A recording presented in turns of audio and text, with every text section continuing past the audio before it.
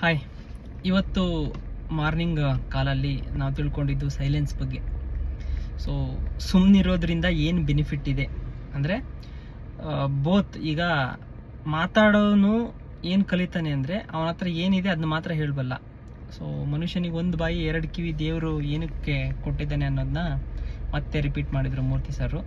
So ಎರಡು ಕಿವಿ ಯಾಕೆ ಕೊಟ್ಟಿದ್ದಾನೆ ಅಂದರೆ, ಜಾಸ್ತಿ ಕೇಳಬೇಕು, ಕಡಿಮೆ ಮಾತಾಡಬೇಕು ಅನ್ನೋದು ಒಂದು ಪರ್ಫೆಕ್ಟ್ ಕಾನ್ಸೆಪ್ಟ್.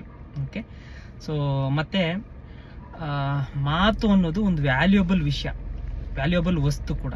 ಓಕೆನಾ, ಈಗ ಯಾವುದೋ ಒಂದು ಫೋನು, ಯಾವುದೋ ಒಂದು ಚಿನ್ನನೋ, ಅದಕ್ಕೆ ವ್ಯಾಲ್ಯೂ ಇದೆ ಅಲ್ವಾ, ಅದನ್ನ ಎಲ್ಬೇಕಲ್ಲೋ ನಾವು ಹೇಗಿಡಲ್ಲ ಅಥವಾ ಎಲ್ಬೇಕಲ್ಲೋ ಅದನ್ನ ಇಗ್ನೋರ್ ಮಾಡಲ್ಲ.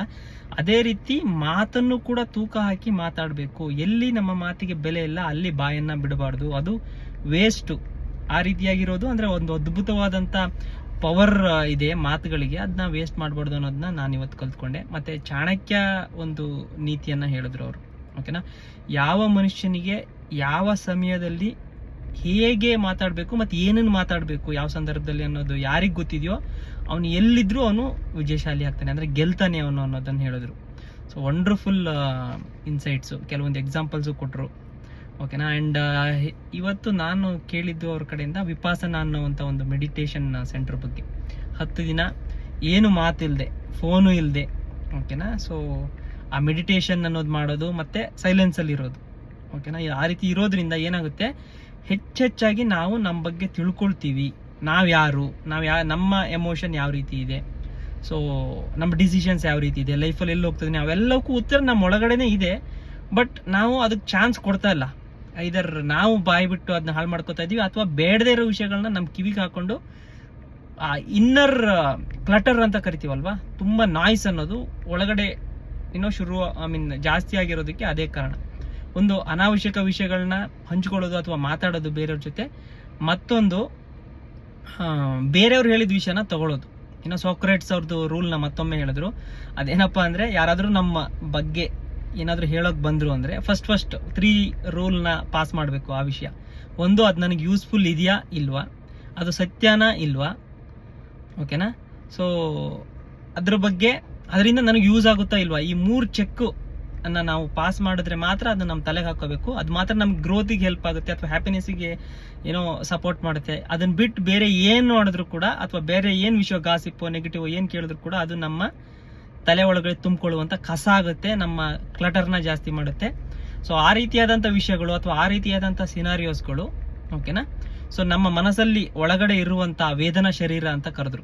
ಓಕೆನಾ, ಆ ವೇದನಾ ಶರೀರಕ್ಕೆ ಅದೇ ಫುಡ್. ಈ ಥರ ಸಿಚುವೇಶನ್ಸ್ ನಾವು ತುಂಬ ಟೈಮು ನಾವು ನಮ್ಮ ಕಂಟ್ರೋಲಲ್ಲಿ ಇದ್ದೀವಿ ಅನ್ಕೋತೀವಿ. ಓಕೆನಾ, ಯಾವಾಗ ಒಂದು ಅವಮಾನ ಅನ್ನೋದು ಸಿಚುವೇಶನ್ ಬರುತ್ತೆ, ಯಾವಾಗ ಬೇಜಾರು, ಕೋಪ ಅನ್ನೋದು ಬರುತ್ತೆ, ಆಟೋಮೆಟಿಕಲಿ ನಾವು ಆ ಒಂದು ವೇದನಾ ಶರೀರ ಏನಿದೆ ಅದು ನಮ್ಮ ಒಂದು ಕಂಪ್ಲೀಟ್ ಕಂಟ್ರೋಲ್ನ ತಗೊಂಡು ಆ ಒಂದು ಅಹಿತಕರ ಘಟನೆ ನಮ್ಮಿಂದ ಆಗೋ ಹಾಗೆ ಮಾಡಿಸುತ್ತೆ. ಅಂದರೆ ಬೇಡದಿರೋ ಮಾತಾಡೋದು ಅಥವಾ ಯಾವುದೋ ನೋಯಿಸುವಂಥ ಮಾತಾಡೋದು, ರಿಯಾಕ್ಟ್ ಮಾಡೋದು ಓವರ್ ಆಗಿ.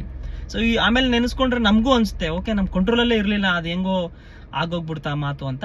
ಸೊ ಆ ರೀತಿಯಾದಂಥ ಒಂದು ಈ ವೇದನಾ ಶರೀರದ ಕಂಟ್ರೋಲ್ಗೆ ನಮ್ಮ ಮನಸ್ಸನ್ನು ಕೊಡದೇ ಇರೋ ರೀತಿಲಿ ನಾವು ನೋಡ್ಕೊಂಡು ಹೋಗ್ಬೋದು. ಈ ರೀತಿ ಸಣ್ಣ ಚೆಕ್ಸ್ಗಳನ್ನ ನಾವು ಫಾಲೋ ಮಾಡ್ಕೊತಾ ಬಂದರೆ, ನಮ್ಮ ಕಿವಿಗೆ ಏನು ಹೋಗ್ತಾ ಇದೆ, ನಮ್ಮ ಬಾಯಿಂದ ಏನು ಬರ್ತಾ ಇದೆ, ಅನಾವಶ್ಯಕವಾಗಿ ಎಲ್ಲಾದರೂ ಮಾತಾಡ್ತಿದ್ದೀನಿ ಅದನ್ನು ಕಂಟ್ರೋಲ್ ಮಾಡೋದು, ಅನಾವಶ್ಯಕ ವಿಷಯಗಳನ್ನ ಏನಾದರೂ ಕೇಳ್ತಾ ಇದ್ದೀನ ಅದನ್ನ ಇನ್ನು ಕಟ್ ಮಾಡಿದ್ರೆ ಆಟೋಮೆಟಿಕಲಿ ಲೈಫ್ ಅನ್ನೋದು ಕ್ಲಾರಿಟಿ ಕಡೆಗೆ ಹೋಗುತ್ತೆ. ಏನು ಬೇಕು ಅನ್ನೋದ್ರ ಕಡೆ ಜಾಸ್ತಿ ಮೈಂಡ್ ಯೋಚನೆ ಮಾಡೋಕ್ಕೆ ಶುರು ಮಾಡುತ್ತೆ.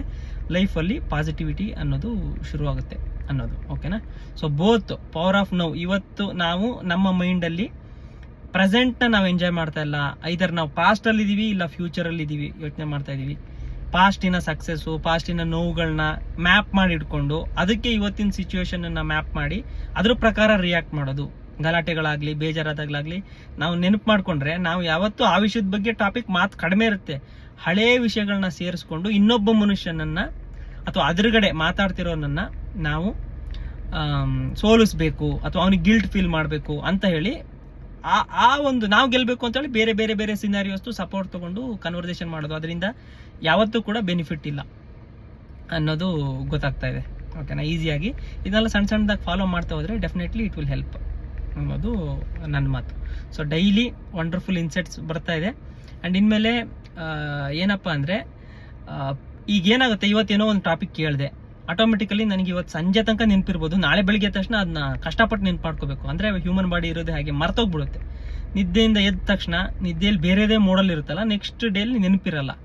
ಸೊ ನಾನೇನು ಮಾಡ್ಕೋಬೇಕು ಅಂತ ಇದ್ದೀನಿ ಅಂದರೆ, ಪ್ರತಿದಿನ ಈಗ 1 ಅವರಲ್ಲಿ ತುಂಬ ಇನ್ಫಾರ್ಮೇಷನ್ ಸಿಗ್ತದೆ. ಅದರಲ್ಲಿ ನನಗೆ ಅಪ್ಲಿಕಬಲ್ ಆಗೋದನ್ನ ನಾನು ಬರ್ಕೊಳ್ಳೋದು, ಓಕೆ ನನಗಿದು ಹೆಲ್ಪ್ಫುಲ್ ಆಗುತ್ತೆ ಅನ್ನೋದನ್ನ ನಾನು ನೋಟ್ ಡೌನ್ ಮಾಡಿಕೊಂಡು ಪ್ರತಿದಿನ ಬೆಳಿಗ್ಗೆ ಎದ್ದ ಮೇಲೆ, ಇನ್ಮೇಲೆ ನೆಕ್ಸ್ಟ್ 90 ಡೇಸ್ ಪ್ರಾಕ್ಟೀಸ್ ಏನಿದೆ ಅದನ್ನ ಪ್ರತಿದಿನ ಎದ್ದ ಮೇಲೆ ಯಾವ್ಯಾವುದು ನನಗೆ ಬೇಕಾಗಿರೋದು ಅದನ್ನ ಪ್ರತಿದಿನ ಒಂದ್ಸಲಿ ಕಣ್ಣಾಯಿಸೋದು, ನೋಡೋದು.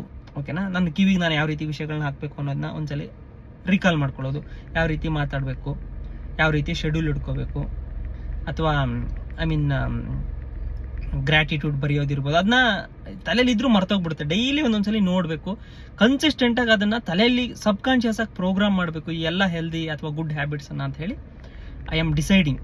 Okay, thank you.